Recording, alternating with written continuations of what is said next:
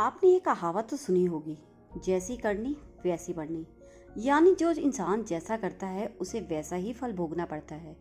जानने के लिए इस कहानी को पूरा सुने। Welcome back to my channel tuition here. एक समय की बात है, एक तालाब के किनारे में एक बूढ़ा बगुला रहता था, जिसकी नज़र हमेशा ही तालाब के अंदर रहने वाली मछलियों पर रहती थी। पर बुढ़ापे के कारण वह मछलियां नहीं पकड़ पा रहा था। तभी उसने एक तरकीब सोची। उसने सभी मछलियों से कहा कि तालाब का पानी सूख रहा है और मैं पास के दूसरे तालाब में जा रहा हूँ। मछलियां उसकी बात सुनकर घबरा गई और वे सोचने लगी कि अगर तालाब का पानी सूख गया तो वे तो मर जाएंगी। तभी उन्होंने बगुले से मदद मांगी।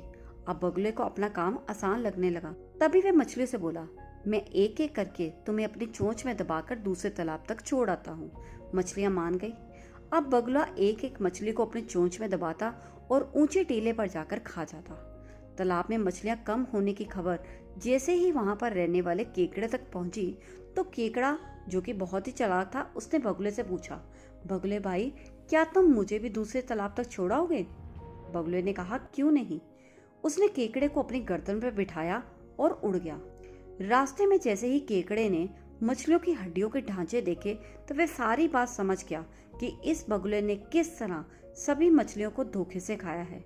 उसी पल केकड़े ने बगुले की गर्दन को दबोचा। अब बगुला टीले पर गिर गया। तब उसकी वहीं पर मृत्यु हो गई।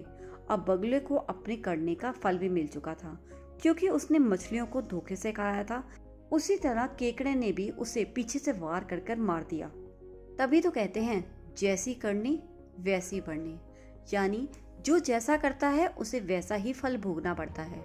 अब आप सबसे रिक्वेस्ट है कि आप हमें फेसबुक पर और इंस्टाग्राम पर भी फॉलो करना ना भूलिए।